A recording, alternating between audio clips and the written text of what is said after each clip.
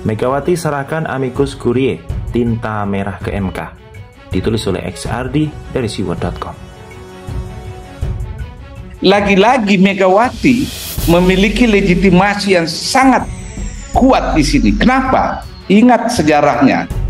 Pada tahun 2024, beliau itu masih presiden, incumbent. Pemilihan presiden dilakukan. Pertama kali pemilihan langsung. Ibu Mega punya jejak tidak pernah mengintervensi, tidak pernah cawe-cawe, dan tidak pernah mau mengatur pemilihan presiden 2024. Sehingga dia memiliki legitimasi moral berbicara tentang proses pemilu yang bersih. Nah, dengan rentetan kejadian masa lalu yang berkaitan dengan Ibu Mega, menurut saya Megawati Soekarno Putri memiliki legitimasi moral yang sangat kuat dan sebaiknya didengar oleh hakim MK karena tidak ada personal interestnya. Dia buktikan di masa lalu pada tahun 2024. Putusan MK terkait perselisihan hasil pemilu semakin dekat. Tepatnya pada tanggal 22 April, Megawati diketahui menulis amicus curiae dengan menggunakan tinta berwarna merah. Bagi yang masih merasa asing, amicus curiae itu adalah istilah yang sering ditemukan dalam persidangan suatu perkara pengadilan. Istilah ini adalah sahabat pengadilan atau friends of court. Amicus curiae adalah pihak yang merasa berkepentingan terhadap sebuah perkara sehingga memberikan pendapat hukumnya kepada pengadilan, tapi hanya sebatas memberikan opini, bukan melakukan perlawanan ataupun memaksa hakim.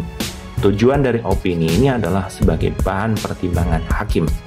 Amicus curiae yang ditulis Megawati diantar ke MK melalui Hasto Kristianto dan juga ditemani oleh Jarod Saiful Hidayat. Tulisan tangan dari Ibu Megawati Soekarno Putri yang menggunakan huruf merah mencerminkan keberanian dan juga tanggung jawab sebagai warga negara Indonesia, kata Hasto. Salah satu potongan isi tulisan tangan oleh Megawati ini dibacakan Hasto adalah sebagai berikut.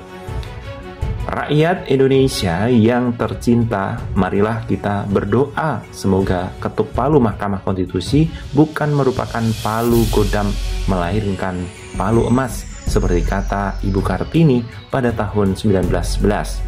Habis gelap terbitlah terang. Sehingga fajar demokrasi yang telah kita perjuangkan dari dulu timbul kembali dan akan diingat terus-menerus oleh generasi bangsa Indonesia.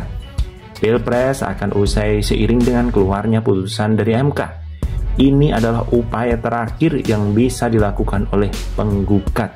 Makanya wajar banyak upaya yang dilakukan berbagai pihak untuk meyakinkan hakim bahwa pemilu banyak kecurangan dan pelanggaran.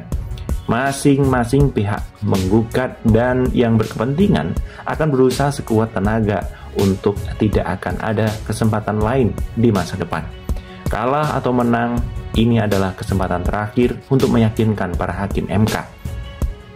Megawati paham betul kondisi politik di negara ini.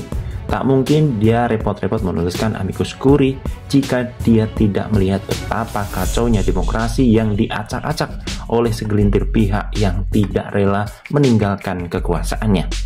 Ada yang salah dengan pemilu tahun ini. Ada banyak kesalahan dan pelanggaran sistematis dan diwajarkan dan dipaksa terlihat normal. Megawati yang sudah berpengalaman dalam politik serta merasakan intimidasi dan kekacauan yang pernah dialami oleh PDIP sejak era Orde Baru, pasti benar-benar paham dengan situasi saat ini. Kita lihat saja, apakah kebenaran habis gelap terbitlah terang atau malah sebaliknya, habis gelap makin gelap. Memang tidak mudah bagi MK untuk membuang putusan, apalagi dalam kasus sengketa pemilu yang prosesnya brutal dan frontal. Tetapi semoga saja putusan nanti adalah yang terbaik tanpa tekanan dan intervensi seperti putusan perkara nomor 90 PP. Bagaimana Anda? Tulis kolom komentar dan terima kasih.